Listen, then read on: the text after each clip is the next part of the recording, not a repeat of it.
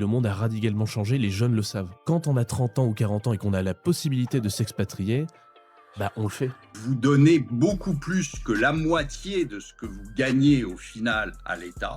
L'État devrait être notre salarié et pas le contraire. Que ça fait à peu près 40 ans que nous ne sommes plus en démocratie et que nous sommes gouvernés par une classe criminelle qui gère la France à son profit. Il faut décoloniser la France de son État, De son élite. de son élite. Bon, et ben écoutez, merci messieurs d'avoir accepté cette invitation. Merci de nous inviter. Quel tour de table incroyable. Sylvain Tiger, Salut. Charles Gave, C'est moi. Olivier Delamarche. Voilà, Incroyable. c'est lui. Bon, ben, ravi de vous avoir ici en plus pour un sujet hautement important, la France. Hein, c'est pas un petit sujet, c'est quand même un sujet millénaire. Mhm. Et je crois que tous les trois, vous avez quelques anxiétés, quelques doutes, quelques incertitudes sur le destin de la France. Et les gens qui nous écoutent aujourd'hui se demandent s'il faut rester en France, travailler en France, entreprendre en France, investir en France, ou au contraire, est-ce qu'il faut quitter la France? Est-ce que c'est le moment de dire adieu, au revoir, à bientôt, euh, et d'aller ailleurs? Et si aller ailleurs, aller où? Alors voilà, question très simple, petit tour de table. Faut-il quitter la France? Tout seigneur, tout honneur? Charles? Mais moi, j'ai quitté la France en 81 parce que je voulais, pour des raisons politiques, hein, j'avais pas un rond à l'époque, je lançais ma société. On est parti à Londres avec ma femme, avec 3 enfants, on en a fait un 4e là-bas. Et parce que c'était pas de raison morale, si vous voulez, c'est que j'acceptais pas de vivre dans un pays où il y avait des ministres communistes et qui ne s'étaient jamais excusés pour les 100 millions de morts qu'ils avaient fait. Donc, je trouvais que c'était pas acceptable. Donc, je suis parti et j'ai beaucoup réfléchi à ce problème. J'ai décidé de revenir il y a 7 ou 8 ans en France parce que je trouve que ça m'intéressait pas d'aller claquer dans un hôpital, je sais pas, à Hong Kong. La Je culture trouve- française vous manquait? Vous savez, dans la Rome antique, il y avait 2 punitions qui étaient considérées comme terrifiantes. C'était bon de se faire couper la tête, ce qui était déjà embêtant. Et la deuxième, c'était l'exil. Vivre en exil, c'est très difficile. L'exil, c'est quelque chose qui est... dans les pays étrangers, il y a beaucoup de choses qui vous heurtent, que vous ne comprenez pas, des contes, des machins que vous ne comprenez pas, des coutumes, des non-dits, etc. Donc, vous n'êtes jamais vraiment chez vous. Et donc, il ne faut pas sous-estimer la souffrance qui existe quand vous ne vivez pas dans votre pays.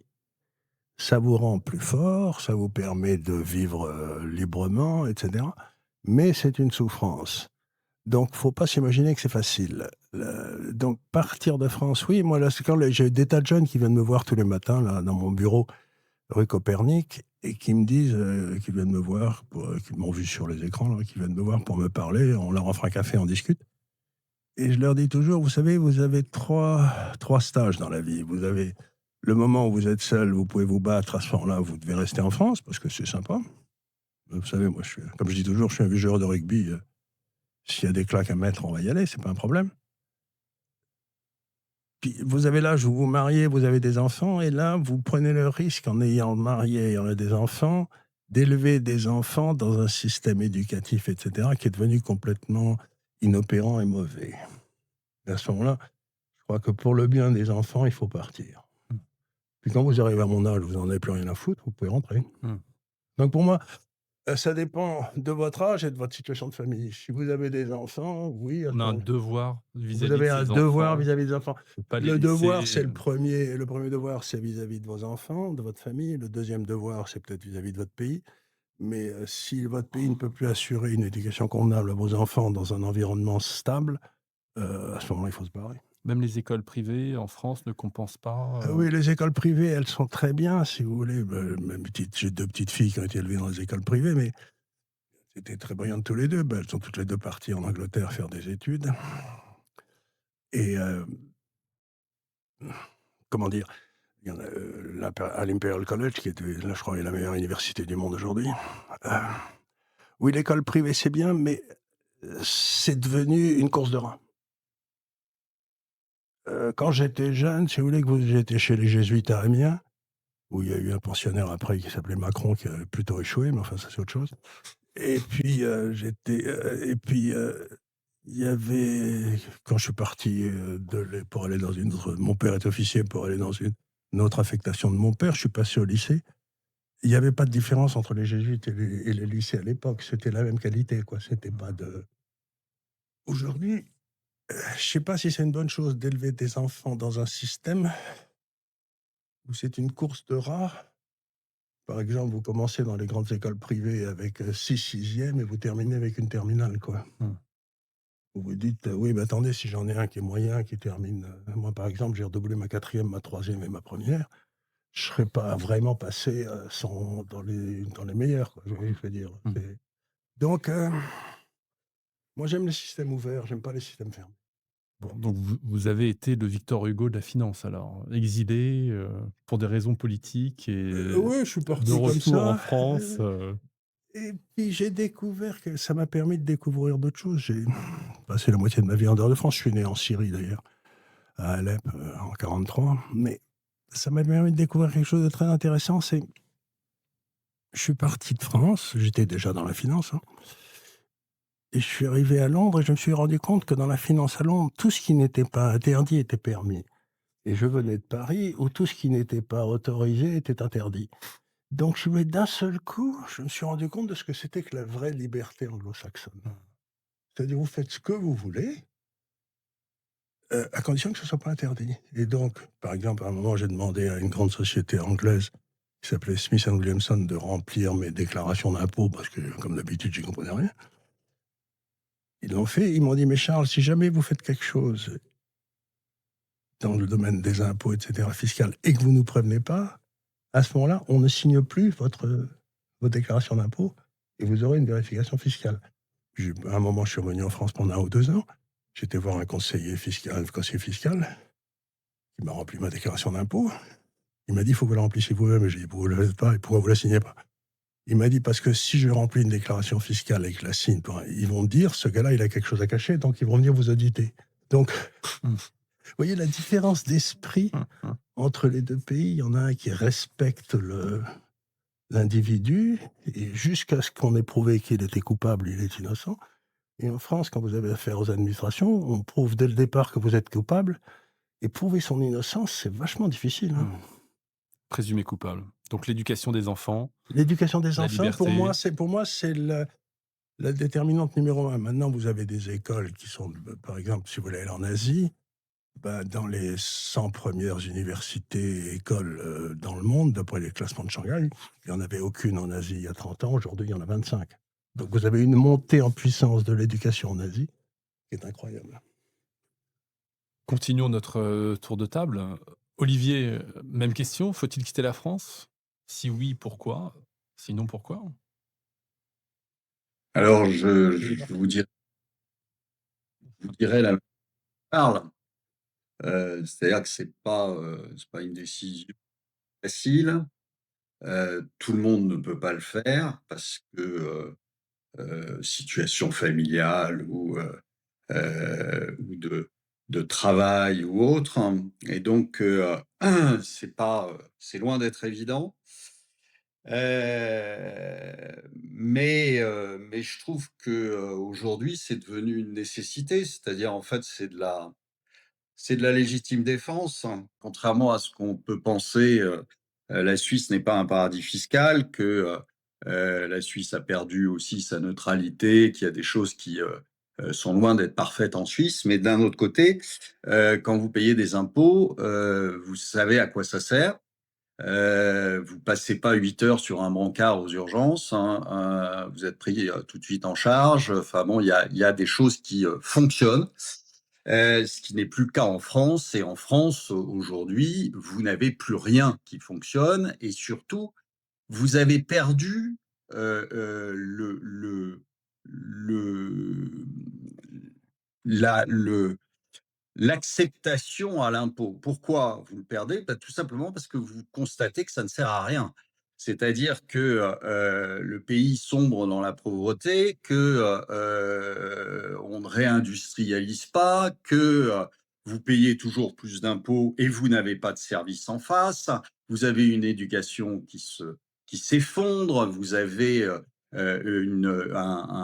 un système de santé qui s'effondre, vous avez une police qui s'effondre, vous avez une justice qui n'existe pas. Enfin bon, ça fait quand même beaucoup pour un pays où vous êtes, ce que je vous disais, finalement, même si vous montez une entreprise, vous êtes salarié de l'État et ça ne devrait pas être ça.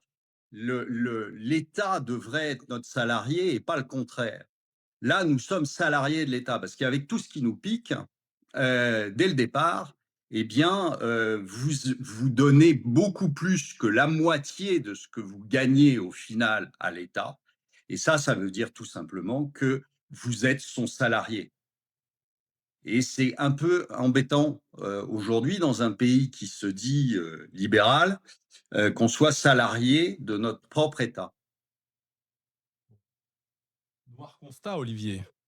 Ça, Bah, j'ai un peu noir froid dans le constat, dos. c'est pour ça que je suis parti. C'est pas Alors, si le dites-moi un petit peu constat plus sur avait vous-même. été Alors, vous êtes parti en Suisse. si je pouvais espérer que les choses s'arrangent, je serais resté. Mais voyant que ça ne s'arrangerait pas, parce que je doute que ça s'arrange, je pense qu'on va droit vers un effondrement et que ça va très mal se passer. Et donc, je suis parti parce que je protège ma famille. Voilà. Et alors, c'est quoi le scénario d'effondrement, Olivier? Bah, le scénario d'effondrement, on le vit tous les jours. C'est malheureux à dire, mais on voit, quelqu'un qui est notre président, qui fait absolument tout, pour, nous maintenir dans un état de guerre permanente. Pourquoi? Et de peur permanente. Pourquoi? Bah, tout simplement parce que ça lui permet de rester et ça lui permet de continuer à, se dans un système qui est, corrompu jusqu'à la moelle. Donc, vous voyez quoi? Vous Donc le voyez des scénario, je pourrais marchés vous donner le financiers qui arrêtent de scénario. nous prêter? Je pense aujourd'hui qu'on est dans un système qui ne peut pas revenir en arrière pour la bonne et simple raison que vous aurez en 2027, malheureusement, pas Charles, il vient de nous le dire, donc comme président de la République, mais vous aurez un tocard de la même veine que Monsieur Macron, c'est-à-dire quelqu'un qui sera soit un Édouard Philippe, soit un Gabriel Attal, ce qui sera la poursuite de l'effondrement, que je ne pense pas que les Français soient suffisamment de nerfs pour virer l'équipe en place et que donc on continuera malheureusement à s'effondrer, c'est-à-dire à avoir recours de plus en plus à une dette qui va continuer à exploser avec des taux d'intérêt qui vont être de plus en plus élevés. On est passé au-dessus de l'Italie, mais on passera bien au-dessus de tous les autres pays pour la bonne et simple raison qu'on n'a pas la moindre envie de changer de système. On n'a pas la moindre envie de faire des économies. Donc, c'est beaucoup plus pratique de continuer à augmenter des impôts et de continuer à taper sur la tête des contribuables et petit à petit de faire de la dette. Et la dette, je vous rappelle que c'est de l'impôt décalé, hein. Donc, c'est quelque chose qui vous retombera sur le nez dans quelques temps. Donc voilà, on est dans un système qui s'auto-entretient, qui ne veut surtout pas changer, parce que changer, ça voudrait dire changer aussi les équipes en place. Et donc, on va continuer gentiment. Et puis, on versera une petite larme de temps en temps. Quelqu'un se réveillera de temps en temps. On en a eu là des économistes qui se fichaient de nous, Charles et moi, quand on disait que la dette, c'était pas intelligent.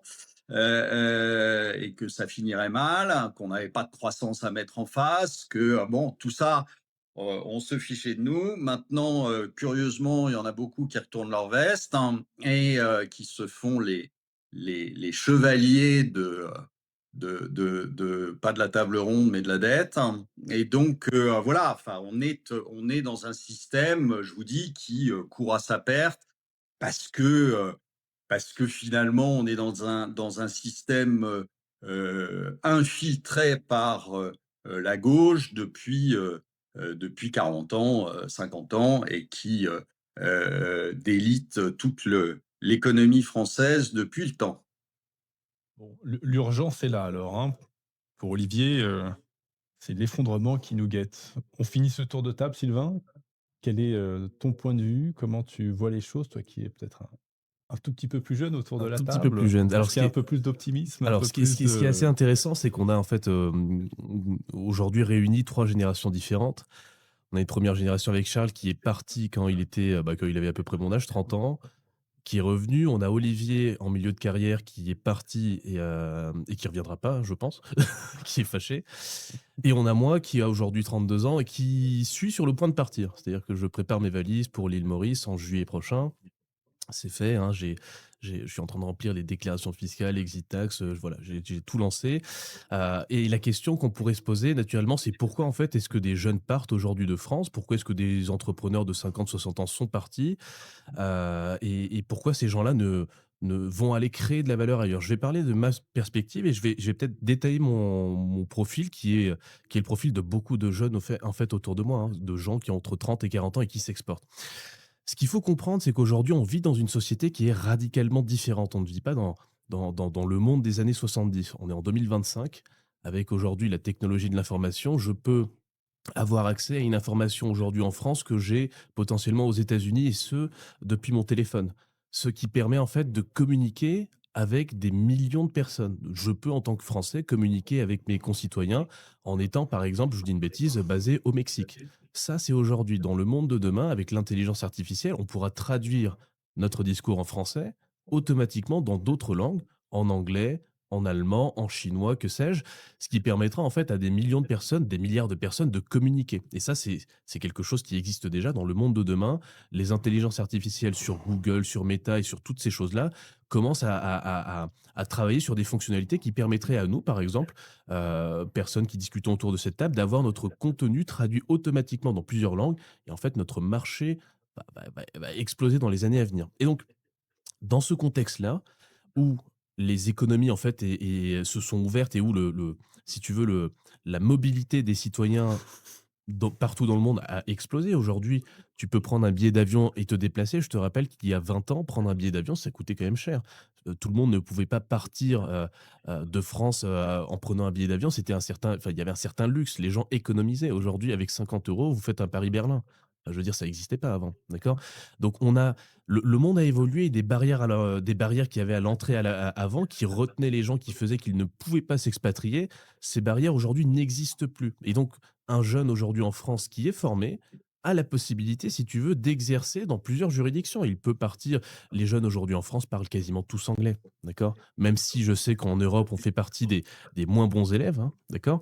Aujourd'hui, tu as quand même une grande partie de la jeunesse qui parle anglais, qui maîtrise Internet, qui maîtrise les outils d'intelligence artificielle, qui ont une bonne éducation. On peut dire ce qu'on veut. Alors, effectivement, le niveau de l'école en France régresse, hein, et tous les tests ne peuvent que l'illustrer, mais ça reste correct, d'accord? La génération des gens qui ont entre 30 et 40 ans aujourd'hui en France ont bénéficié d'une école qui était encore correcte et maintenant c'est plutôt les jeunes qui ont 15-20 ans qui en payent les pots cassés. Et ces gens-là, se disent, une chose: soit je reste en France et effectivement, je finance un modèle à perte parce que, sur votre fiche de paie, quand vous gagnez, je dis une bêtise, 3 000 €, vous coûtez à peu près 6 000 € à votre employeur. Quel est le plus grand poste de dépense de vos cotisations? C'est le système des retraites. D'accord? Vous payez énormément pour payer la retraite d'une autre personne, hein, c'est le système des retraites par répartition. Et en plus de ça, vous payez, vous contribuez à la sécurité sociale. Et les gens font un arbitrage assez fou en ce moment, c'est qu'ils prennent le montant des cotisations sociales qu'ils payent sur leur salaire, ils regardent ce qu'ils paieraient dans le privé s'ils prenaient une mutuelle en partant à l'étranger, puis ils se rendent compte que l'un dans l'autre, la sécurité sociale commence à coûter plus cher que la mutuelle privée à service équivalent, voire supérieur pour la mutuelle. Parce que bon, aujourd'hui, quand on est malade et qu'on va dans un hôpital public, le temps d'attente, c'est vraiment pas en fait, c'est pas un mythe, hein. Et je vais même vous donner une anecdote. L'année dernière, j'avais eu des petites chutes de tension parce que surmenage. C'était en 2024 même, pas 2025. Je suis allé à l'hôpital, j'avais vu des cardiologues et cetera et sur 3 cardiologues, il y avait 2 internes, c'était des étudiants qui venaient de pays donc Europe de l'Est et il y en avait un qui venait d'Afrique, qui s'occupait des patients parce qu'il y avait pas de cardiologue, en fait. Mmh. D'accord? Ça, c'était à l'hôpital public. En clinique, c'est encore pire parce que, ils sont jamais dispo ou machin. Mais ce que je veux vous dire, c'est que le monde a changé et le monde a radicalement changé, les jeunes le savent. Et donc, quand on a 30 ans ou 40 ans et qu'on a la possibilité de s'expatrier, on le fait. d'accord? Et on le fait et on va chercher des juridictions, des pays qui vont nous offrir une qualité de vie qui est supérieure. Les gens, se focalisent beaucoup sur la fiscalité, mais il n'y a pas que la fiscalité. Aujourd'hui, quand vous vivez en France, vous payez beaucoup pour quelque chose qui ira dans les poches d'un autre. Vous ne verrez pas cet argent parce que vous ne cotisez pas pour vous et en plus de ça, il y a un vrai sujet dont on n'a pas encore parlé, c'est la sécurité. C'est-à-dire qu'aujourd'hui en France, on a une montée de 3 facteurs qui me font moi personnellement très peur. Un, la corruption endémique. On a un niveau de corruption qui est similaire aux pays sous-développés. C'est-à-dire qu'aujourd'hui, payer un haut fonctionnaire de l'État, permet d'avoir accès à des marchés en fait, énormes et ça, c'est un vrai problème. 2, on a un vrai problème de sécurité dans le sud de la France notamment et pas que d'ailleurs, hein, ça commence un peu à se gangréner. Tu as justement des organisations criminelles qui commencent à brûler des jeunes dans des voitures, des règlements de compte en pleine rue. L'État étant faible, d'autres structures sociales, en fait, se mettent en place comme les mafias. Ça, c'est un vrai sujet, hein, je veux dire, Le payer ministre de 60 l'Intérieur disait que la DZ Mafia faisait entre 4 à 5 milliards de chiffre d'affaires par an. et ça, c'est le chiffre d'affaires déclaré, on ne sait pas, les chiffres réels sont sûrement supérieurs et donc Mmh. si vous voulez payer 60 ou so à 70 d'impôts pour, justement, des services publics inexistants, mais surtout une sécurité aujourd'hui digne, d'un pays d'Amérique du Sud, quand on a 30, 40 ans et qu'on a la possibilité aujourd'hui de s'expatrier assez facilement, ça n'a plus de sens. Donc c'est pour ça que faut-il fuir la France? Je vais bien clarifier mon propos. J'aime la France. Je pense que tout le monde autour de cette table et même Olivier au travers de son écran aime la France. On aime la culture française. Mais ce qui nous révolte, ce qui nous débecte aujourd'hui, c'est la Cinquième République sous sa forme actuelle et sa gouvernance actuelle. D'accord? Faut-il fuir la France, le pays physique? Oui. Faut-il détester la France? Non. Et faut-il éventuellement changer de système de gouvernance et passer de la Cinquième République à quelque chose d'autre? Très probablement. Un scénario d'effondrement alors, Charles également, comme Bah, Olivier et c'est là, quand on aura touché le fond de la piscine, qu'on va remonter? vous savez, ce que me disait un de mes amis américains, c'est, vous savez, quand au fond on dit toujours quand vous êtes au fond du trou, ça va on va remonter le fond de la piscine et cetera. Mais au fond de chaque trou, il y a une pelle, hein, et donc il y a toujours des gars qui vont continuer à creuser. Donc le problème, c'est qu'on a une constitution de la 5e qui est une abomination depuis le départ. Parce que cette constitution de la 5e, c'est une énorme merde. Vous n'avez par exemple, le souverain, qui est le peuple dans la constitution française, n'intervient jamais. Il n'a pas de droit d'initiative, il a pas de référendum. Élection directe quand même au début, c'était pas prévu. Au La début 5e, c'est le général de Gaulle, le 5e, c'est le général de Gaulle qui utilisait le référendum et quand il le perdait, s'en allait. effectivement, bien sûr. Mais on n'a pas eu un référendum depuis 10 ans sur aucun des sujets qui intéressent les Français. Depuis Le 2005, depuis Et quand 2005, on en a eu un, et on ne l'a pas respecté non plus, on a fait un référendum, il n'a pas bien été sûr. respecté. Donc en vérité, ce qui se passe, c'est que vous vous rendez bien compte qu'il y a une classe dirigeante. Je crois qu'aujourd'hui, dans les grandes écoles françaises, Sciences Po, HEC, l'ENA et tout ça, Polytechnique, la quasi-totalité du personnel vient de 90 jardins d'enfants à Paris. C'est-à-dire que vous avez une espèce d'endogamie absolument extraordinaire qui se passe entre le monde de la politique. Et il s'est passé un phénomène curieux, c'est cette classe dirigeante. Au début, on nous a dit qu'elle était de droite ou de gauche. Et puis ils étaient les mêmes, hein, s'ils ont fait la même politique, il faut relire le discours de Seguin, c'est ce qui a été fait de mieux dans le genre. Donc ils ont continué à gouverner et ils sont arrivés à un moment exquis pour eux, où ils n'ont plus aucune responsabilité. Je ne sais pas si vous avez vu, par exemple, madame Anne Lauvergeon, qui a qui a acheté pour 4 000 000 € une mine d'uranium dans laquelle il n'y avait pas le moindre uranium, qui avait été présentée à son entreprise par son cher mari, qui s'appelle monsieur Frick. On ne peut pas l'inventer, ça, quoi, c'est Bien nommé. le bien nommé et qui n'est toujours pas jugé. Le discours, comment il s'appelait l'officier, le brave député qui s'est suicidé, là, que j'aimais bien? Olivier Marleix? Olivier Marleix, il avait fait une instruction au Parlement sur toute l'affaire de Creuse-Loire pour montrer les liens, la corruption qui a existé à ce moment-là, et cetera. Il a été remis à un juge d'instruction qui n'a toujours pas instruit. Mmh. Et quand vous voyez la rapidité avec laquelle on instruit contre Fillon et la lenteur avec laquelle on instruit contre les autres, vous vous rendez compte qu'il y a une classe qui s'est placée en dehors du pays et que maintenant le but, c'est que nous ne sommes plus en démocratie, puisque en principe la démocratie, d'après la démission de Locke, c'est le vote des impôts par les citoyens, leurs représentants. Mais à partir du moment où vous pouvez emprunter, À ce moment-là, comme l'a fort bien dit notre ami ici, c'est que les impôts, c'est de la les imp les c'est de la dette, c'est de l'impôt différé. Mes petits-enfants, ils ont pas voté pour les impôts, Ils les rembourseront. mais ils les rembourseront. Donc Mmh. ça veut dire que ça fait à peu près 40 ans que nous ne sommes plus en démocratie et que nous sommes gouvernés par une classe criminelle qui gère la France à son profit. Mmh. Aujourd'hui, la classe qui gère la France, c'est une mafia criminelle. Mmh. Et donc, d'après saint Thomas d'Aquin, quand une mafia criminelle prend le pouvoir, il faut prendre les armes. Donc la révolution arrive. Non, Oh, c'est pas la révolution, ça peut être simplement c'est peut-être ça qui peut un sortir. nettoyage policier. Mmh. C'est-à-dire qu'à un moment, si vous voulez, dans l'histoire de France, il y a eu des moments où, en général, c'était à commencer par les paysans. Et puis quand on demandait aux policiers de tirer sur les paysans, parfois les policiers se révoltaient. Mmh.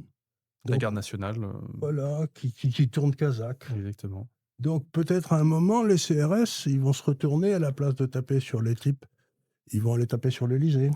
Ils ont C'est besoin quand la d'un police se retourne que les choses changent en France. il faut un leader quand même aussi. Il est où ce leader, Charles? Il est autour de cette table? Ça y est, vous annoncez votre candidature? Vous rigolez? Il y a des tas de gens qui voudraient que j'ai 82 balais. Moi, tout ce que je veux, C'est bien comme c'est Donald de- Trump, c'est c'est notre de- Joe c'est Biden. de- c'est notre Trump Oui, bien français. sûr. C'est jeune en politique. Vous savez, il y avait un type qui s'appelait Sanguinetti, que j'aimais bien quand j'étais jeune, qui était un ministre et tout, qui disait vous savez pourquoi il y a tellement de monde aux enterrements des hommes politiques? Je lui disais non, il dit je sais pas pourquoi. Et il répondait toujours c'est parce que les gens veulent être certains qu'il est vraiment mort. Parce que ces hommes politiques, ils reviennent toujours. Donc, 82 balais. Parce que c'est quand même l'histoire de la France. Napoléon, Jeanne d'Arc, le général de Gaulle, la France, à chaque fois est donnée morte, perdante, disparue, Seconde Guerre mondiale, les Anglais. Et il y a Mais- quelqu'un qui apparaît, qui sort. Nous autres civilisations savons que nous sommes mortels, avait dit ce bon, je crois que c'était Paul Valéry après la guerre de 14. Donc le monde ne doit pas une survivance à la France. La France, ce serait une grande perte pour le monde si la France disparaissait, parce que c'est une civilisation alternative que j'ai beaucoup aimée, que j'aime beaucoup. Mais il ne faut pas s'imaginer qu'on va continuer. Prenez par exemple, il va y avoir un développement foudroyant en Asie autour de Hong Kong, pour des raisons que je vais expliquer longuement. Mais c'est là où il y a toute l'épargne du monde. Donc si d'un seul coup, il y a la moitié de la population mondiale vit dans un cercle qui fait à peu près 4000 km autour de Hong Kong. Et donc ils vont commencer à se parler les uns les autres, à bâtir des réseaux. Donc ils vont utiliser leur épargne à développer des réseaux, des hôtels, des aéroports, des trains pour se parler les uns aux autres. Mais à ce moment-là, ils ne la mettront plus dans nos obligations. Et donc à partir du moment où eux, ils vont utiliser leur épargne là-bas, nous, nos taux sont très bas parce qu'ils ont développé des excédents d'épargne, mais c'est fini. Donc maintenant, à partir du moment où ils vont utiliser leur épargne là-bas, on ne va plus avoir leur épargne ici. Donc les taux vont monter. Les taux vont monter de 200, 300 points de base, et à ce moment-là, on est cuit, quoi. Et là, l'État français ne fonctionne plus, les L'État retraites sont français ne plus fonctionne payées, plus. Donc, il faut arrêter. ce qui va se passer, c'est une chute de l'État français, mais ça ne veut pas dire une chute de la France. Donc aucun espoir pour 2027. Pourquoi pour le 2027? Bah, Qu'est-ce qui va se passer en Il y 2027? a des élections. Quand même Vous êtes l'élection. Vous êtes sûr? Si c'est le merdier total en France, on ne peut pas avoir d'élection. Il y a un scénario sans élection en 2027? Si vous laissez faire Macron, c'est sûr. C'est pas un scénario, c'est une certitude. Son but, c'est d'arriver à un système où il ne pourra pas y avoir d'élection. Donc c'est pour ça que vous n'êtes pas candidat? Je ne peux pas être candidat à quelque chose qui n'existera pas. Vous faites rigoler, vous. C'est terrifiant. C'est quoi? C'est l'article 16 de la Constitution, la dictature qui arrive, les pleins pouvoirs parce qu'on n'arrive pas à faire opérer le système? Vous savez, c'est très facile de dire il y a quelque chose qui va péter. Parce qu'on voit très bien que c'est insoutenable. Mais ensuite, l'histoire a prouvé très souvent que quand ça commence à péter, on dit ça commence à péter, mais on ne sait pas très bien comment ça se termine. C'est-à-dire, on sait comment les périodes, ça peut se terminer très bien, ça peut se terminer très mal. Donc, vous n'êtes pas obligé d'avoir une sortie catastrophique. La seule solution possible, encore une fois, il faut décoloniser la France de son État, De son élite. de son élite. Il faut décoloniser la France de son État. L'élite, pareil. Moi, ce que j'ai essayé d'aider quelques hommes politiques, avec un succès absolument remarquable, que vous avez tous remarqué. Ça n'a pas bien duré longtemps. Je me suis poilé, mais j'ai appris des choses. C'est que je leur disais à tous, il faut faire une campagne contre Paris. Ne jamais aller à Paris. Ne pas parler aux Parisiens, ne pas parler aux journaux, ne pas parler à France Inter, ne pas parler. Il faut aller parler aux types à Auch, à Bourg-en-Bresse, aller se promener. C'est un peu ce qu'avait fait Fillon d'ailleurs. Et donc, il faut se rendre compte que maintenant, Paris est le vrai ennemi et le vrai destructeur de la France. Il faut, nous ne nous en sortirons pas tant que nous aurons Paris. La fin de l'État centralisé. C'est-à-dire, l'État centralisé, c'était une nécessité quand vous aviez des sociétés industrielles qui étaient toutes organisées sous la forme de grandes pyramides, comme ça, vous savez, et donc, on a bâti une pyramide plus grosse que toutes les autres, qui est l'État, qui est censé mettre de l'ordre dans les autres pyramides, etc. Mais à partir, comment regarder les sociétés comme Microsoft, des choses comme ça, vous vous rendez compte que c'est des grosses amibes. C'est complètement informe, ce truc-là. Il y a 3 personnes entre le patron et le gars tout en bas. C'est très curieux. C'est-à-dire que la démocratie représentative, c'était utile quand il fallait 15 jours pour aller de Toulouse à Paris. À partir du moment où sur votre téléphone, vous pourriez voter 3 fois par jour, vous n'avez plus besoin de la démocratie représentative. Donc c'est une crise profonde de la démocratie représentative, mais pas de la démocratie, parce que cette crise, elle n'existe pas en Suisse, où ils votent sans arrêt. Donc ce que je veux dire par là, c'est qu'il faut enlever le pouvoir de décision aux gens, à la démocratie représentative, pour le redonner au souverain, au peuple. Donc beaucoup plus de démocratie directe. Beaucoup plus de démocratie, point barre. Retour à la vraie démocratie. La démocratie représentative, ça n'était qu'un substitut à une démocratie réelle qui autrefois existait dans la cité parce que tout le monde connaissait personne, mais à l'intérieur d'un pays, ça ne pouvait pas avoir lieu. C'était la démocratie telle que le rêvait Rousseau déjà, et la Révolution a trahi son ambition. Olivier, on aura des élections en 2027 ou pas? Ou de toute façon, c'est sans incidence? Ah non, je suis parfaitement en ligne avec Charles là-dessus. Il fera tout, en tout cas, pour les éviter. Et on le voit dès aujourd'hui. Ça fait longtemps qu'on n'est pas en démocratie. Ça fait longtemps que, et là, il y a une dérive totale. Enfin, je ne sais pas si vous avez vu ou suivi l'histoire qu'il y a eu récemment avec Xavier Moreau et avec Jacques Beau. On voit très bien que, d'abord, les commandes ne sont plus à Paris. Donc, déjà, plus à Paris, c'est en Europe que ça se passe, c'est à la Commission européenne que ça se passe, et à la Commission européenne, aujourd'hui, on n'est plus du tout dans un état de droit, alors qu'ils n'ont que ça à la bouche, hein, nos dirigeants. L'état de droit, aujourd'hui, sans jugement, vous pouvez complètement anéantir quelqu'un, c'est-à-dire l'obliger à rester où il n'a pas envie de rester, lui couper ses comptes, lui couper lui interdire ses sociétés, lui interdire de se déplacer. Enfin, c'est complètement lunaire ce qui est en train de se passer, et personne ne bronche, hein. Vous n'en entendez jamais parler sur les médias. Donc là, vous avez deux citoyens dont un, Jacques Beau, qui est un Suisse en plus, hein, qui n'a rien à voir avec un Européen, et qui, sur décision de Madame von der Leyen et de ses comparses mafieux, ont décidé de lui couper tout moyen de subsistance et de lui confisquer ses droits à circuler et à vivre. C'est la négation du droit de propriété qui est quand même une des bases de la démocratie. Si vous n'avez plus de droit de propriété, on va où exactement? Et ça avait déjà commencé avec RT France, qui était une société française, hein, je vous rappelle, avec 200 salariés dedans, et qui a été fermée sur simple décision, pas de justice, sur une décision de Madame von der Leyen. Et donc, on en est là aujourd'hui. C'est pour ça que je dis, il y a plus aucune démocratie en France. C'est de la blague. C'est-à-dire qu'on peut, du jour au lendemain, vous couper tout. C'est-à-dire qu'on peut très bien imaginer que demain, on dise, voilà, Charles Gave, il a mal parlé de Monsieur Macron, on lui coupe ses comptes, etc. On est dans cet état-là aujourd'hui, et qui n'est plus du tout un état de droit. L'état de droit, normalement, vous avez une décision de justice, Absolument. si vous avez fait quelque chose de criminel ou de délictueux, vous avez une décision de justice qui est prise et à ce moment-là, OK, très bien. Là, il y a aucune décision de justice. Si je C'est peux simplement t'interrompre le une fait du seconde, prince.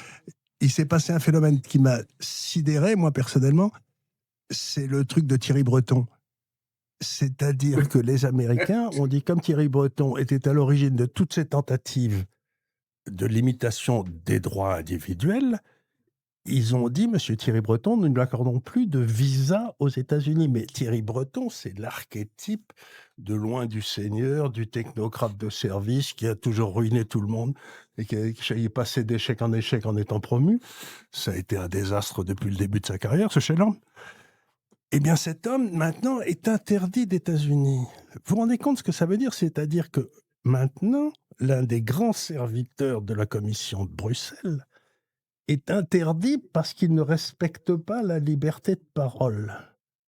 Mais vous vous rendez compte ce que les États-Unis sont en train de nous envoyer comme message? C'est-à-dire que si vous, en Europe, vous ne respectez pas la liberté de parole, vous pouvez toujours vous brosser pour qu'on vous défende.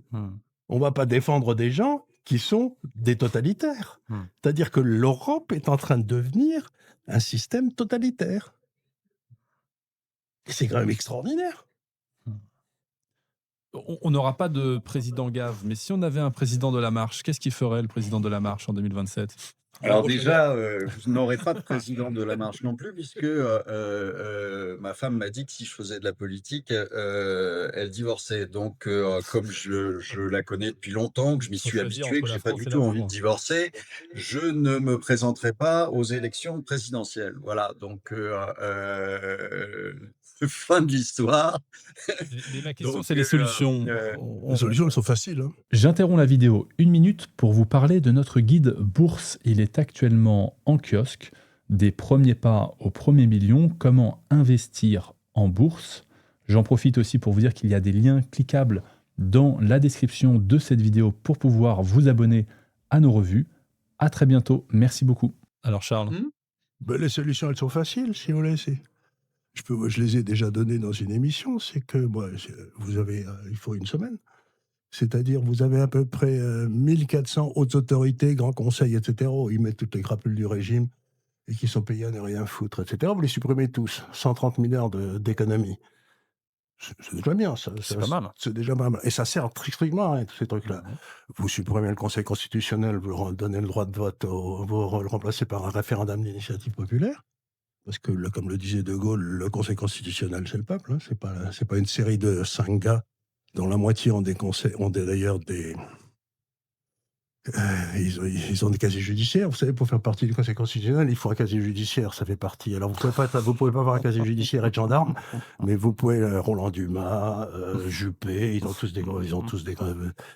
Donc, on sait qu'on est gouverné par des criminels, puisque c'est officiel maintenant. Ils sont tous des casiers judiciaires. C'est bien, quoi. Et puis, qu'est-ce que vous faites encore? Ben, vous baissez les impôts, vous supprimez toutes les subventions. Vous baissez, je ne sais pas combien il y a de subventions, 200, 300 milliards de subventions au secteur privé. Vous supprimez 200, 300 milliards de subventions au secteur privé. Et vous baissez les impôts à due concurrence de ça sur toutes les sociétés de façon légale. Et vous dites à tous les Français de l'étranger, les gars, c'est le pied, je mets un maximum d'impôts. Je mets 2 impôts, une TVA à 20%, un impôt sur les revenus à 25%. Et avec ça, l'État se démerde. Je sors de l'euro, je sors de l'Europe. J'envoie un courrier recommandé à l'Europe pour dire je sors. Vous savez, c'est ce que réclame le TT. Il faut envoyer un courrier recommandé à Mme Adrienne en disant moi, Charles Gave, président, je sors de l'Europe, merci beaucoup. On reprend les francs? On reprend le franc, évidemment, tout de suite.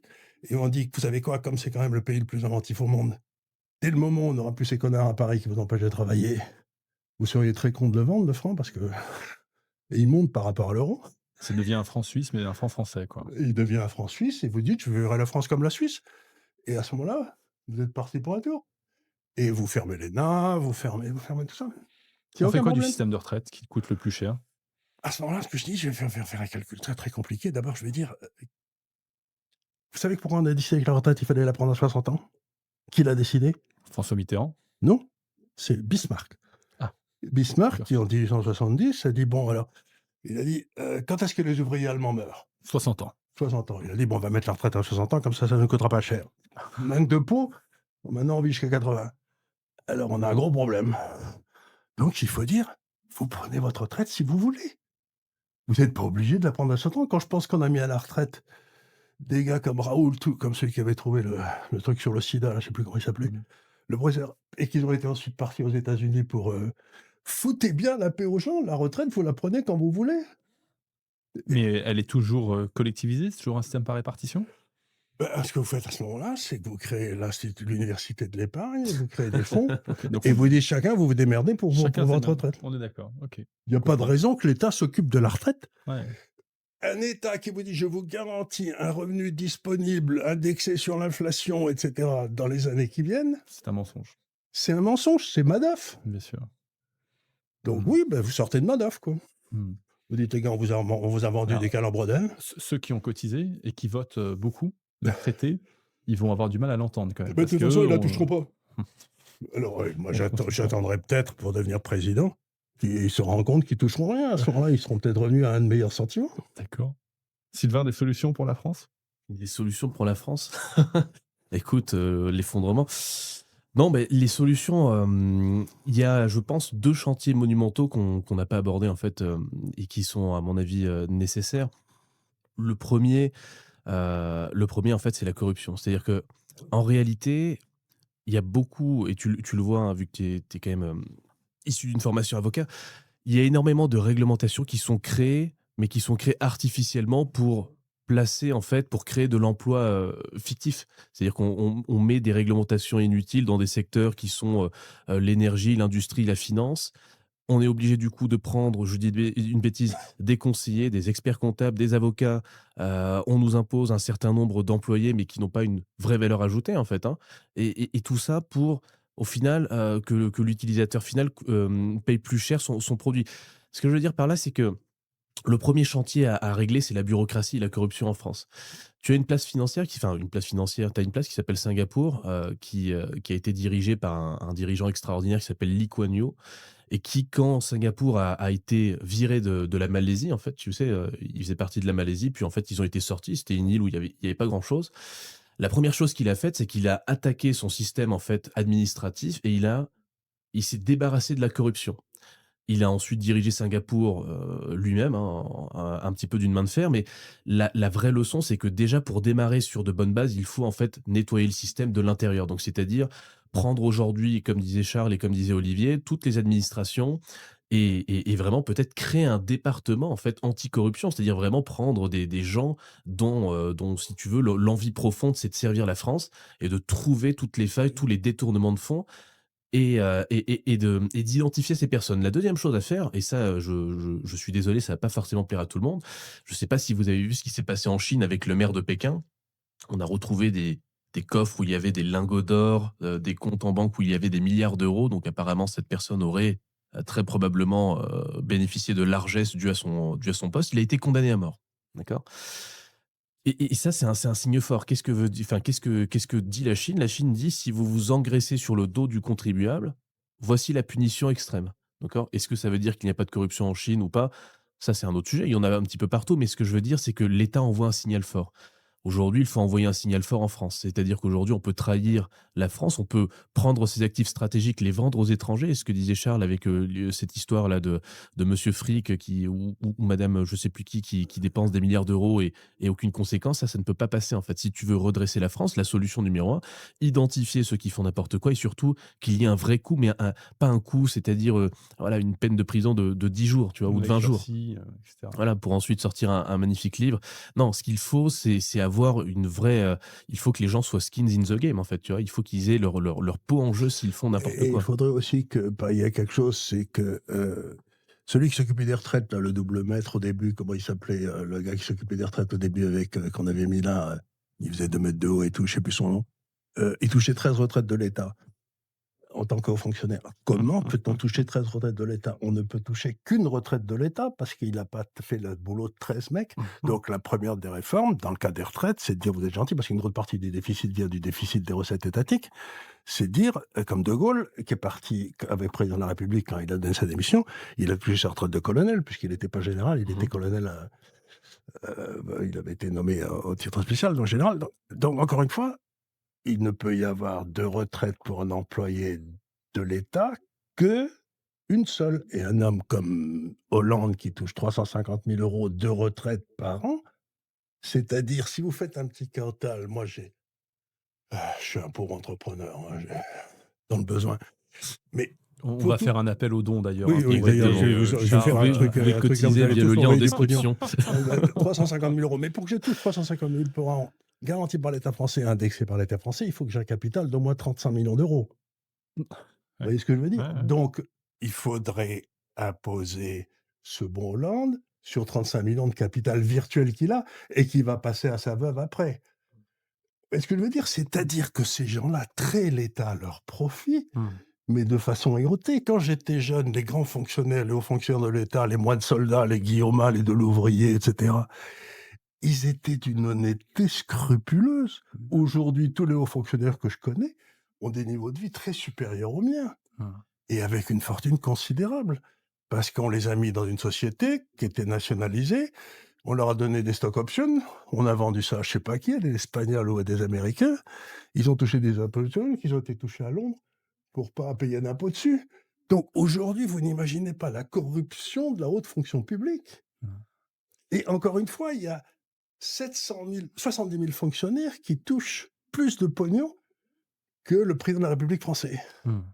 70 000 hauts fonctionnaires, mais je voudrais savoir qui c'est ces gars-là. Mmh. Nommément, qu'il y ait une liste. Mmh. Qu'est-ce qu'ils ont fait pour mériter tout ce fric? 70 000 hauts fonctionnaires qui touchent plus que le président de la République. Les dépenses publiques représentent aujourd'hui 57% du PIB. Mmh. Olivier, il se passe quoi s'il y a un effondrement?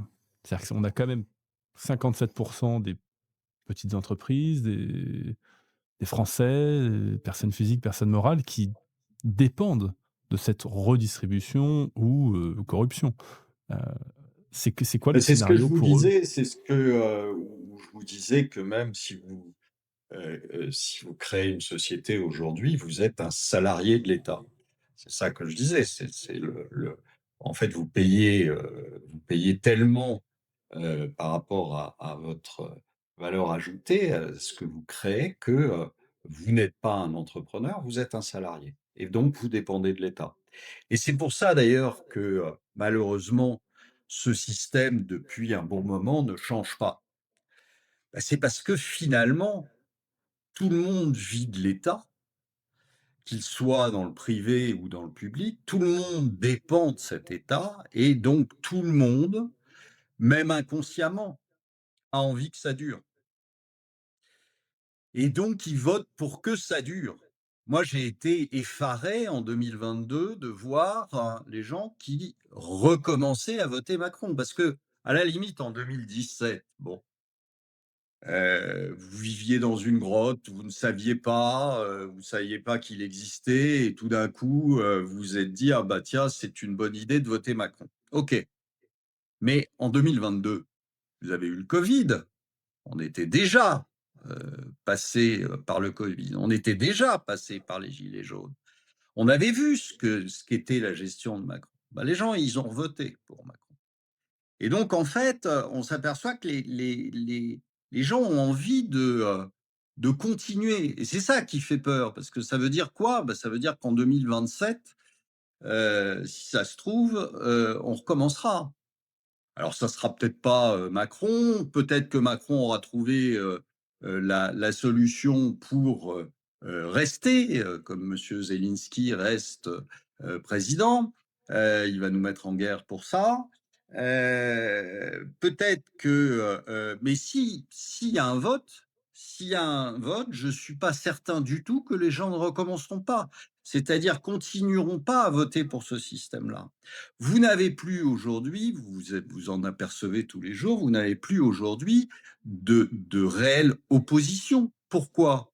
Bah, parce qu'ils sont tous accrochés à leur siège, tous autant qu'ils sont, de la droite à la gauche, ils sont tous accrochés à leur siège. Pourquoi? Bah, parce que vous avez des gens qui sont totalement incompétents, qui sont totalement, enfin, il y en a certains que je ne citerai pas, mais par charité chrétienne, mais qui sont analphabètes, qui sont totalement analphabètes. Ces gens-là Ça, c'est pas inquiétant, touchent ça. entre 20 et 30 000 balles par mois. Mais dans quelle société vous Font moins de avez dégâts des qu'un ast gens aussi nuls qui touchent entre 20 et 30 000 balles par mois? Mais dans le ça fait moins de privé, ils dégâts seraient qu'un même pas au inspecteur des SMIC, finances, ces hein. gens-là. Une réaction, Charles? Moi, il y a un sociologue anglais que j'aime bien, je réussis pas à me souvenir de son nom, qui dit: «Nos sociétés modernes sont arrivées dans un état auquel Aristote n'avait pas pensé. Ça s'appelle l'ineptocratie». L'ineptocratie, c'est quand les gens les moins capables de travailler élisent les gens les moins capables de gouverner pour pouvoir tondre tous ceux qui peuvent travailler. Et on est en pleine ineptocratie. Donc le vrai problème auquel notre ami fait allusion, c'est comment vous traitez le problème, ce que disait Bastiat, qui était un grand économiste français, qui disait: «L'État, c'est le mythe par lequel chacun essaye de vivre aux dépens des autres». Le mythe fondateur. Donc, si vous voulez, à partir du moment où 65 ou 70% des gens sont convaincus qu'ils touchent de l'État plus qu'ils ne payent à l'État, ça devient difficile de changer en démocratie. Mais c'est vrai pour beaucoup qui ne travaillent pas, Ben, c'est pour ça, qui si vous voulez, reçoivent, qui ont qu'à ce l'éducation moment-là, gratuite, pour qui ont, répondre à ce que dit notre ami, ce qui s'est passé, ça s'est passé en Union soviétique. Quand l'Union soviétique s'est effondrée, tous ceux qui dépendaient de l'État, celui qui était général, ben, 2 ou 3 ans après, avec sa pension de général, il pouvait s'acheter une baguette.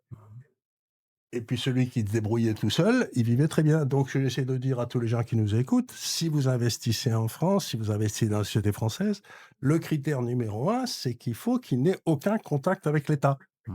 Quiconque dépend de l'État français, vous ne devez pas mettre un sou dedans. s'effondrera avec. S'effondrera avec automatiquement. Et par exemple, les sociétés pharmaceutiques, ça en fait partie. Mmh. Donc ce que j'essaie de dire, c'est comprenez bien que votre épargne, c'est votre outil de liberté, et allez vers les choses dont vous savez qu'elles survivront à l'effondrement de cet État français, ce qui ne veut pas dire de la France. Alors on va vers où avec son épargne? Ben, je sais pas, vous avez par exemple, il y a quelque chose qui me paraît sidérant, moi, c'est que nous sommes des industrialisés, j'ai entendu dire. Bon, vous prenez un indice MSCI, c'est Morgan Stanley Capital International, des sociétés industrielles européennes. Les sociétés françaises font combien de cet indice? Très peu. 26%. À 26%. Combien font les sociétés allemandes? 21. Donc l'industrie française est beaucoup plus importante que l'industrie allemande. Mais ils n'ont pas une usine en France. Parce qu'ils ont compris qu'il n'y avait pas un... Ils ont compris, ils ont fait comme notre ami, ils se barrent. Ça ne sert à rien d'avoir une usine en France, puisque la rentabilité du capital investi en France dans l'industrie est la moitié de ce qu'elle est en Suisse. Il faut le savoir quand même. Hein. Donc vous allez mettre usine en Suisse. À partir du moment où vous avez fait ça, ben vous avez le pot en France d'avoir une dizaine de sociétés invraisemblables qui ont parfaitement compris quel était le malheur de la France. Et vous mettez votre épargne dans Schneider, Saint-Gobain, Air Liquide et tout, et vous prendrez une retraite heureuse. Mais vous ne devez en rien faire confiance à l'État. Il faut que vous compreniez qu'aujourd'hui, l'État, c'est votre ennemi. C'est celui qui veut vous appauvrir pour vous asservir. Donc vous devez vous dégager et redevenir libre.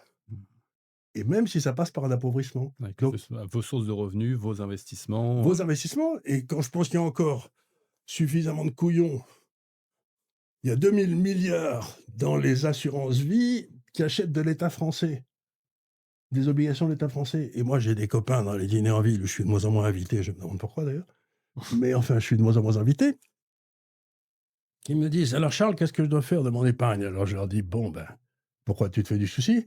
Ils me disent: oui, parce que l'État français va faire faillite. Je leur dis: oui, ça me paraît plausible, mais qu'est-ce que tu as fait de ton épargne jusqu'ici? Je l'ai mis en assurance vie, en obligation de l'État français, parce qu'ils m'ont donné un avantage fiscal. Alors je lui dis: vraiment, ça, t'es le roi des cons, parce qu'on te donne un avantage fiscal, tu vas mettre ton pognon et tu vas tout perdre.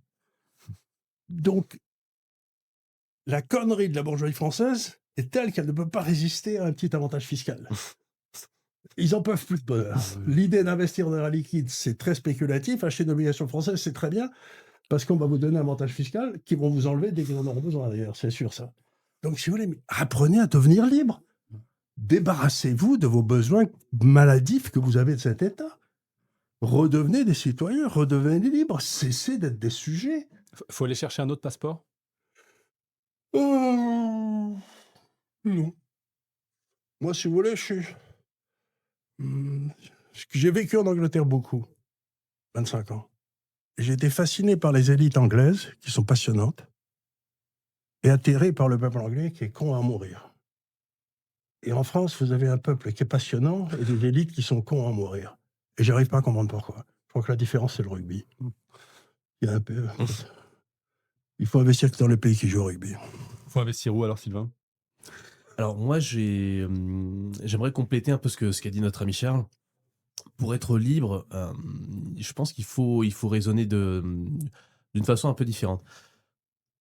Pour moi, aujourd'hui, si l'État français fait faillite demain et que vous détenez des actions françaises, même si l'État n'est pas dedans, ça reste des valeurs en fait liquides que l'État peut venir prendre, mettre en garantie pour essayer de renflouer les caisses de l'État. Je vous donne un exemple concret. L'État fait faillite, il a besoin de se servir sur les comptes. Donc, il va prendre les assurances vie, il va prendre les PEA, il peut faire ce qu'on appelle un bail-in, hein. Tu sais, dans la réglementation bancaire, on peut se renflouer avec l'argent existant. Mais ce qui pourrait aussi venir toucher, Pas si c'est un dépôt en Suisse. voilà, alors justement, j'y viens.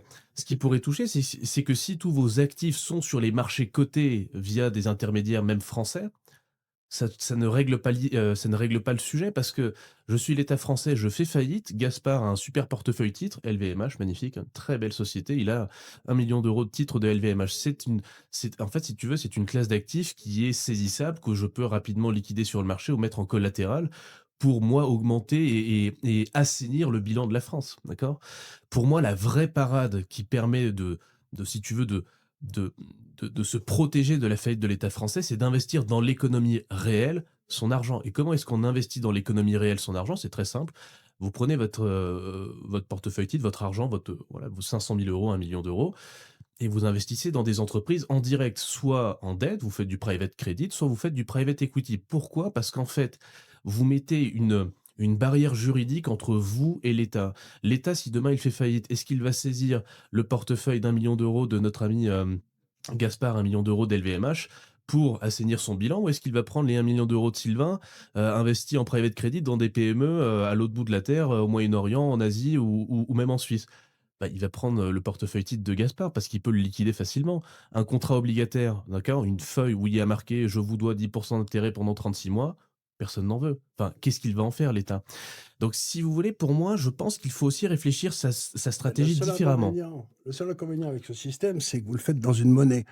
Alors, si, Alors, attention, Charles. Justement, j'ai pas été au bout de mon raisonnement, je le termine et je te laisse bien rebondir. sûr, bien sûr. Mais justement, il faut se protéger via cette classe d'actifs de la saisie, justement, en investissant, en créant une barrière via l'illiquidité.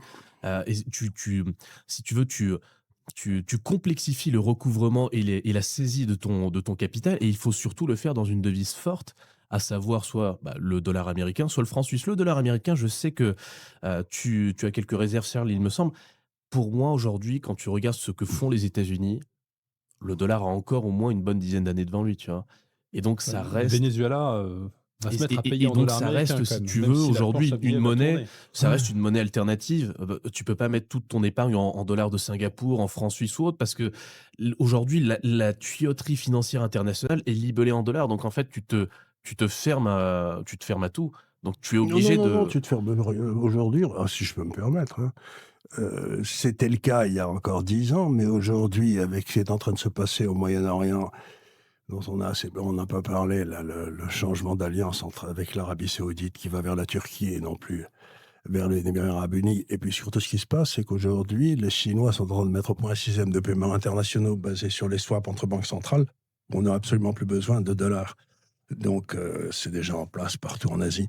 Donc, pour moi, le dollar, c'est la grande question du dollar, c'est que tout le monde avait besoin de dollars pour acheter du pétrole et pour faire du commerce international, puisque il fallait passer par Swift. Aujourd'hui, ça ne sert plus à rien. Donc, vous avez à peu près 5 000 milliards de dollars de réserves internationales dont on sait pertinemment qu'elles ne servent plus à rien.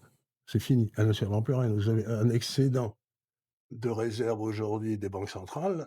Qu'est-ce qu'elles font? Elles sont en train d'essayer d'acheter de l'or ou de l'argent. Qu'elle liquide le dollar va baisser. Ben, c'est pas qu'il va baisser, c'est que parce que si vous voulez, moi ce que j'ai toujours dit aux gens, il me faut rigoler. Je l'ai toujours dit aux gens, les gens me disent l'or a beaucoup monté. Je leur dis rien du tout, c'est pas monté du tout l'or, c'est 1 gramme d'or, ça vaut 1 gramme d'or. C'est que vous vous rendez compte que toutes les monnaies fiat elles ont des parachutes. Donc si vous avez le parachute du franc suisse, vous avez l'impression que les autres monnaies baissent, parce qu'ils ont un plus gros parachute. Mais elles sont toutes en train de baisser. Mais elles sont toutes en train de baisser, donc en réalité, l'or n'est pas monté, c'est le dollar et l'euro Mmh. et la livre sterling qui se pètent la gueule de façon gigantesque par rapport au dollar. Et d'ailleurs, la preuve, c'est que les actions de bonne société dans ces pays-là montent en même temps que l'or. Donc vous avez une sortie massive en ce moment de toutes les monnaies vers les actifs qui sont réels, c'est-à-dire l'or et les actions. Et le bitcoin, vous y croyez?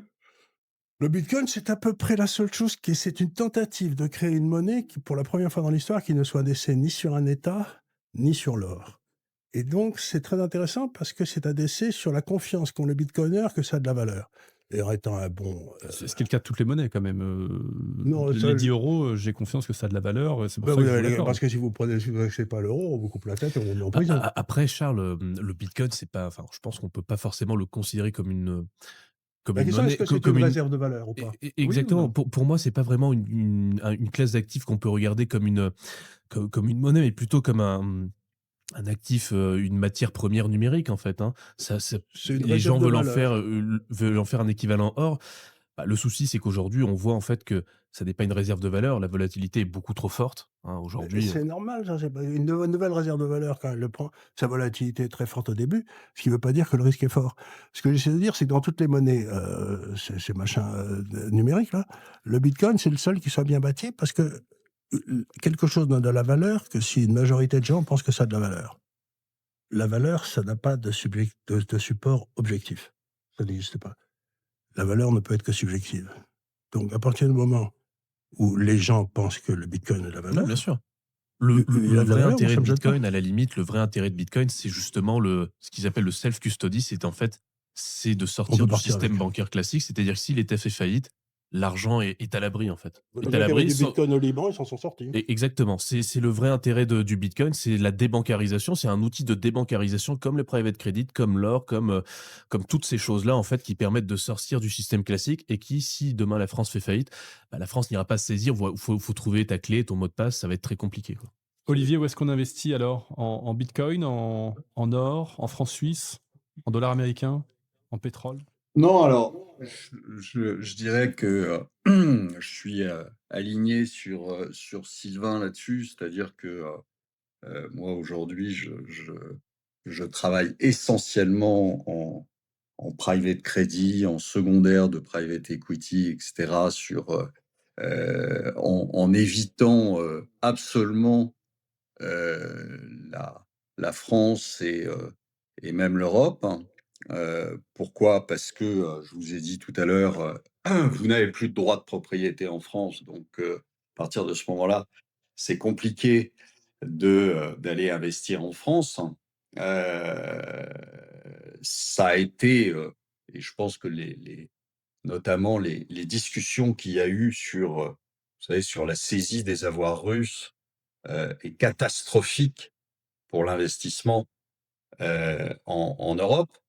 Pourquoi? Parce que, pourquoi voulez-vous qu'un Chinois vienne mettre ses billes, en France ou en Europe, alors qu'il sait qu'à un moment, si, la Commission européenne décide que, la Chine, c'est pas bien, elle peut vous saisir vos avoirs. Donc à partir de ce moment-là, s'il y a plus de droit de propriété et s'il y a plus de droit international, vous avez un vrai sujet là-dessus. Donc on n'investit pas, nous, en France, on n'investit pas en Europe, hein, on investit ailleurs, sur d'autres monnaies. Alors j'entends bien les réserves de Charles sur le dollar. Mais je dirais ça, c'est plus la théorie que la réalité. C'est-à-dire que, vous savez qu'ici à Genève, vous avez un groupe qui s'appelle Trafigura qui, est le principal, broker sur, l'énergie et sur le pétrole et sur le gaz. Allez leur demander en quoi, ils font leurs transactions. Ils font leurs transactions en dollars. Pour la bonne et simple raison que, les autres monnaies, aujourd'hui, dans le commerce international, n'existent pas, ou quasiment pas. Alors, oui, en effet, le monde essaie de se dédollariser, c'est vrai que la Chine, met, des choses en place, pour, avoir un yuan qui, va s'internationaliser et va en tout cas, servir dans la zone Mmh. BRICS. C'est tout à fait vrai aussi, mais pour l'instant, les transactions, elles se font quand même en dollars et toujours en dollars. Donc je préfère de beaucoup être en dollars, aujourd'hui qu'être en euros, par exemple. Bon, ça c'est une chose. Maintenant, je suis aussi d'accord sur, ce qu'a dit Charles avec l'or. En effet, l'or ne monte pas. Ce sont les monnaies dans lesquelles il est exprimé qui sont, en train de s'écrouler les unes après les autres. Vous avez aujourd'hui, l'or qui me paraît plus intéressant, par exemple, que de se prendre, comme les amis de Charles, une assurance vie. Hein, parce que l'or, ça vous fait sortir complètement des radars. L'or, vous le donnez de la main à la main à vos enfants. Vous le transmettez sans le moindre impôt. Impôt qui, en France, on le sait quand même sur les successions, c'est 46% en ligne directe, c'est pas rien. Hein. Donc, ils vous ont tondu toute votre vie, et puis une fois que vous êtes mort, ils vous retondent encore une fois. Donc, à ce niveau-là, c'est ce que je disais tout à l'heure, c'est de la légitime défense, hein. À ce moment-là, en effet, achetez de l'or physique, hein, vous sortez des radars et vous pouvez le transmettre de la main à la main sans qu'il y ait la moindre, conséquence, en tout cas fiscale. Donc c'est quelque chose d'intéressant, c'est quelque chose qui va continuer à monter, ou en tout cas les monnaies vont continuer à descendre. Vous avez la même chose là, dernièrement sur les autres métaux, argent et platine, avec, un petit bémol, c'est que, les autorités sont sur le point d'intervenir en remontant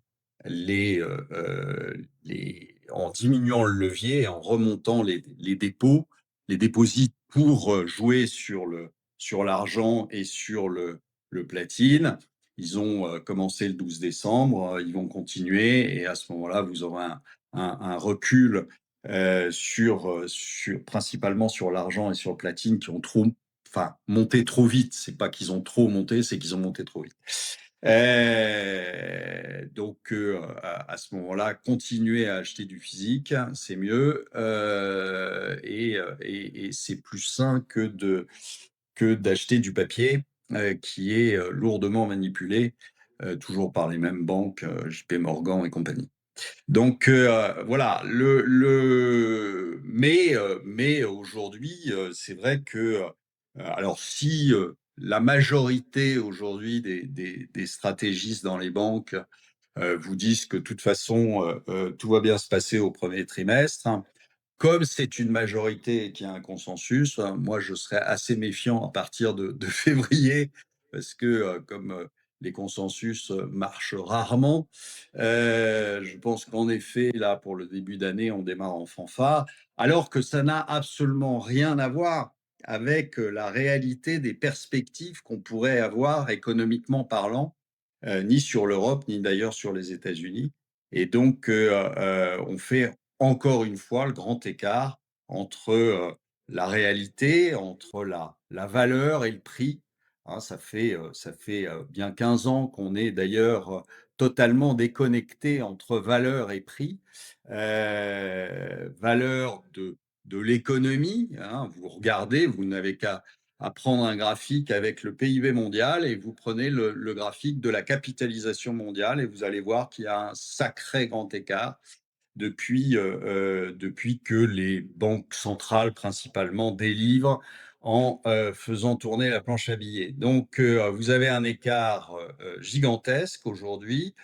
Alors, c'est un tout petit peu, réduit puisque, vous avez un petit peu moins de monnaie. Vous avez les banques centrales qui ont réduit leur bilan, mais ça n'empêche que vous avez toujours un grand écart entre les perspectives, économiques et le prix des marchés. Une réaction, Charles, et après on fait peut-être un mot de la fin, un dernier tour de table? Mon réaction, ce que je dis aux gens depuis, un grand moment, ça doit faire 3 ans, je leur dis: «Toute la croissance mondiale va se passer dans un cercle qui est autour de Hong Kong, qui fait 4 000 kilomètres autour de Hong Kong. La moitié de la population mondiale, maintenant, ils ont accès aux réserves de matières premières qui arrivent, de Russie, c'est-à-dire de l'autre côté de l'Himalaya, parce que la Russie a fait d'immenses couloirs pour amener ces matières premières directement à l'Inde. C'est-à-dire que pour la première fois dans l'histoire, tous ces pays d'Asie n'ont plus besoin de dollars pour acheter la matière première, ils peuvent l'acheter dans leur monnaie nationale. C'est-à-dire qu'il n'y a plus un de ces pays qui a la moindre contrainte du commerce extérieur. Vous allez avoir le boom le plus inimaginable que l'histoire aura jamais vu qui va se passer dans toute cette région. Et tous les gens, à ce moment-là, les taux d'intérêt vont beaucoup monter. Et donc, personnellement, j'ai 100% en action dans toute cette région du monde. Et avec pas mal d'or. Et ça va très bien pour moi, merci. Et j'attends pas du tout un ralentissement, un désastre, etc. J'attends un boom économique mondial comme il y en a rarement eu dans l'histoire. Et donc, ne pas avoir des actions, si on rentre dans un boom économique mondial, C'est dommage. c'est dommage. Mais ils ont déjà raté 2 ou 3 ans de hausse, hein. Mais il faut avoir ces actions, comme tu le disais, il faut les avoir sur justement en fait il faut les avoir dans une juridiction qui soit autre que celle de l'État français en fait, parce que c'est ce qui va te permettre de sauver Oui, ton moi, ton je portefeuille. les ai dans l'État luxembourgeois, ça devrait aller. Exactement, ouais, ça reste l'Union européenne, mais il faut, ouais, bon, de toute façon, ça c'est une façon. Ce qu'il faut, je pense aussi, aujourd'hui, et c'est une chose, dont on n'a pas forcément beaucoup discuté aujourd'hui. Il y a plusieurs sujets. Il y a le sujet de la devise de base dans lequel on met son épargne. Il y a le sujet des classes d'actifs dans lesquelles on investit. Puis il y a aussi surtout le sujet, et ça on n'en a pas vraiment beaucoup parlé aujourd'hui, mais il y a un vrai sujet sur l'obtention d'une double nationalité parce qu'aujourd'hui la France est réellement en danger. Hem, le passeport français est aujourd'hui le premier ou le deuxième au monde, d'accord? Il se bat, entre Singapour et machin. C'est la puissance diplomatique française est aujourd'hui extrêmement forte. Mais en 2026 ou en 2027, je pense que c'est pas une mauvaise idée que de commencer à pour la première fois de son histoire, je pense que la France va avoir des expatriés, en fait, qui vont créer des diasporas un petit peu comme Ça a les commencé. Libanais et ça a déjà commencé. Ça a commencé, il y en a partout. C'est-à-dire que tu vois aujourd'hui des Français, moi j'ai été voir à l'île Maurice, hein, il y en avait 10 000 il y a 5 ans, il y en a 15 000, plus 50% de Français en 5 ans qui s'expatrient. Et c'est des profils qui sont extrêmement intéressants.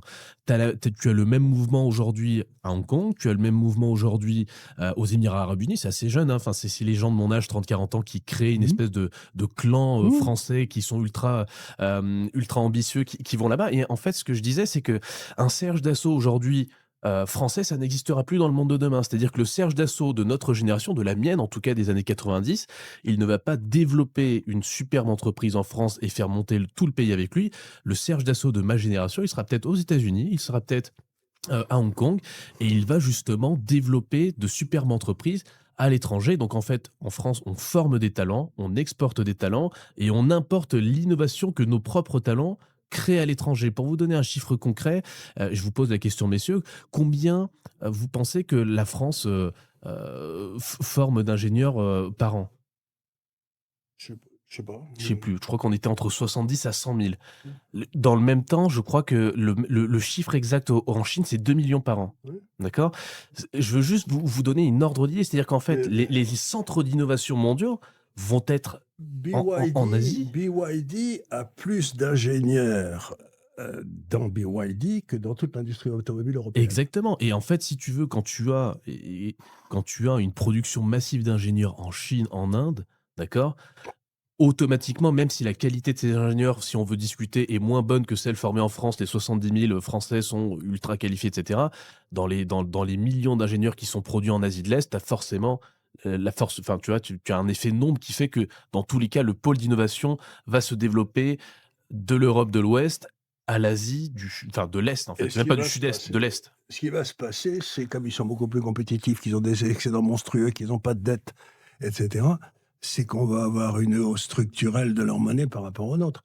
Donc, si vous voulez avoir des placements obligataires, il faut les avoir en Inde, il faut les avoir aux Philippines, il faut les avoir en Chine, il faut les avoir là, parce que là, vous allez avoir une hausse des monnaies de 50-60% qui va se passer contre vos monnaies. Donc, à partir du moment où la seule chose qu'on vend à l'étranger, c'est des dettes, vous pouvez pas vous attendre à ce que votre monnaie monte sur le long terme, quoi. Il faut vendre des voitures, il faut vendre des avions, il faut vendre des trucs comme Exactement. ça. Et d'ailleurs, il y a même un point très intéressant qu'il faut souligner, c'est que auparavant, si tu veux, les États-Unis, c'était la zone économique numéro un où on innovait, qui déposait le plus de brevets dans le Non, monde c'est plus en qu'avant. termes de propriété intellectuelle. Aujourd'hui, c'est la Chine. Mmh. C'est-à-dire qu'en Chine, vous avez ce qu'on appelle des dark factories, donc des usines où il n'y a pas un seul humain, il n'y a que des robots, tout est automatisé, et un ingénieur peut prototyper son idée. En fait, de l'idée au prototype, il y a 24 heures. C'est énorme, en fait. C'est-à-dire que je suis un ingénieur, j'ai une idée absolument révolutionnaire, je veux créer un prototype pour ensuite lever des fonds sur les marchés de capitaux, je vais en Chine, tac, je mets mon prototype, ça me coûte pas cher parce qu'en fait, il n'y a pas d'humain, tout est automatisé, je sors avec mon prototype, et je peux présenter la version à mes investisseurs. Là où aujourd'hui, en Europe, on doit, pour faire un prototype, on doit passer par des industries, enfin par des usines manuelles, encore avec des humains, ça coûte très très cher. Donc pour déjà sortir un prototype, l'ingénieur, il doit avoir des fonds. Donc l'innovation, déjà, elle a une barrière à l'entrée, c'est le capital. Les Chinois ont retiré le capital. Donc c'est là où c'est intéressant de voir qu'en fait, si tu veux, à mon avis, les États-Unis, c'était la place numéro un pour l'innovation. Demain, ça sera sûrement l'Asie et il faut d'une façon ou d'une autre, via le private credit, equity ou peut-être les actions, hein, que chacun fera comme il veut, il faut s'exposer à cette zone économique. Oui. Moyen-Orient, Asie, je pense qu'il y La a place financière la plus importante du monde dans 30 ans, c'est Hong Kong. très probablement. Il n'y a même pas Ouais. la moindre doute. Wall Street, c'est fini, puisque tout ce développement qui va se Alors, faire, ce maillotage de l'Asie qui va il y se a, il y a- faire, il y il a ne se peut-être fera pas en dollars. il y a- Parce il y a- il y a qu'ils peut-être ils une détestent petite. les États-Unis tous. Il y a Donc, ils peut- vont tous refuser le dollar. Donc, automatiquement, ça va se faire dans le dollar de Hong Kong. Et donc, le Hmm. dollar de Hong Kong qui est convertible en dollars américains, qui est convertible en monnaie chinoise, mais qui est complètement déréglementé, etc. Donc, ils ont 2000 milliards de dollars de dépôts bancaires en dollars de Hong Kong qui sont là, qui sont le produit des excédents chinois qu'ils ont mis en dollars de Hong Kong. Et on sait très bien qu'à partir de maintenant, tout le commerce chinois et tout auteur, ça va se faire en dollars de Hong Kong et plus en dollars américains. Donc, ça me fait rigoler tout ça, si vous voulez. C'est tellement évident, on le voit partout, il suffit de lire le bilan des banques centrales. Donc, ce que j'ai dit toujours aux gens, c'est il y a un truc qu'il ne faut jamais faire, c'est que l'or, c'est un grand voyageur. Il a commencé à Constantinople, puis il est parti ensuite à Venise, puis il est allé faire un tour à Amsterdam, il est passé à Londres, il est passé à New Aux York, et maintenant États-Unis, il est tout en pas train en de passer Chine. à Hong Kong ou en Chine. Et il y a un truc qu'il ne faut jamais faire, il ne faut jamais acheter la monnaie d'un pays dont l'or s'en va. Quand l'or se barre, il faut le suivre. Vous gardez des actions si vous voulez, mais des revenus fixes, jamais. Donc, il faut acheter les revenus fixes dans les pays qui sont excédentaires et concurrentiels. C'est pas difficile à comprendre quand même. Sylvain, un mot de conclusion. Un mot de conclusion, c'est que Faut-il quitter la France, qui Faut- était quand même notre faut-il thème faut-il au quitter départ. la France? Un mot de conclusion. Écoutez, il y a deux perspectives. On peut pas dire aux gens partez. Enfin, c'est voilà. Si en revanche, comme moi, comme nos amis autour de cette table, vous êtes travailleur, vous travaillez pour votre compte, vous ne dépendez pas de l'argent de l'État, vous souhaitez avoir et donner une bonne vie à vos enfants, et puis surtout, vous souhaitez retrouver du sens dans votre travail, c'est-à-dire l'action de travailler, c'est de fournir un effort, créer de la valeur, et on a tous besoin d'avoir du sens dans sa vie. Si vous voulez redonner du sens à votre vie, c'est peut-être pas une mauvaise chose d'étudier d'autres options. Voilà, ça c'est mon avis. Après, bien évidemment, je n'exclus pas les gens qui restent pour des raisons de santé familiale ou autre. Partir, ça reste un acte très courageux, hein. On part avec des valises, on revient pas, donc c'est quand même très dur. Il faut aussi avoir une certaine dose de courage et la possibilité de le faire. Ceux qui restent ne sont pas forcément des lâches, et ils ne sont pas du tout des lâches, mais voilà, c'est une décision à la fin de la journée qui reste très personnelle, et chacun fera comme son cœur lui dit. Charles, un mot de conclusion. Oh, ben pour moi, vous avez tout simple, c'est que, comme je dis toujours, la vie est une maladie sexuellement transmissible et ça se termine mal de toute façon. Donc, vous avez aucune raison de rester dans des endroits où vous vous emmerdez. Or, les sociétés socialistes, les sociétés communistes puent l'ennui, la tristesse, le manque de jus. Donc, si vous voulez avoir une vie intéressante, eh bien, vous partez, parce que sans ça, vous allez vous ennuyer. Vous allez vous ennuyer affreusement. Et il n'y a rien de pire que l'ennui. C'est l'horreur, l'ennui. S'emmerder dans son travail, c'est l'horreur. Moi, je marre dans mon travail, j'arrive au bureau tous les matins. Mais pourquoi? Parce que je suis branché sur le monde. Je suis à Paris, mais je m'en fous. Je pourrais être n'importe où. Donc, surtout, évitez l'ennui. Évitez que ces gens, que votre vie passe, vous passiez votre vie à remplir des formulaires. Olivier, un mot de conclusion. alors je suis un petit peu moins optimiste que Charles, mais je suis, malheureusement, tout à fait en phase de toute façon avec mes deux petits camarades. Barrez-vous, barrez-vous et je pense que les gens se rendent pas compte à quel point, les gens depuis 2, 3, 4 ans, se sont barrés de France. Et pas que de France d'ailleurs, d'Allemagne aussi et cetera. On les voit arriver, ici en Suisse. Alors je dis pas que c'est l'idéal. La Suisse a beaucoup de défauts et aussi beaucoup de problèmes. C'est loin d'être l'idéal, mais c'est quand même quelque part où il y a encore une démocratie et où les choses avancent, où on vous fout la paix quand vous montez une société et où on n'est pas sur votre dos à vous pomper toute votre énergie. Euh, vous n'imaginez pas à quel point c'est reposant. Moi, j'ai fait ma première partie de carrière en France. J'ai monté une société de gestion en France. Je peux vous dire que quand vous faites la même chose en Suisse, c'est très, très reposant.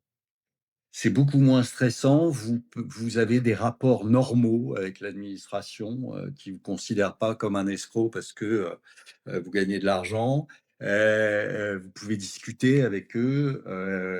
Les choses se font de façon beaucoup plus saine, beaucoup plus naturelle et beaucoup plus tranquille. Et croyez-moi, au moins, vous pouvez canaliser votre énergie vers ce qui fait votre travail, ce qui a développé votre société, plutôt qu'à répondre à des administrations et à des gens qui ne veulent que votre peau et votre argent.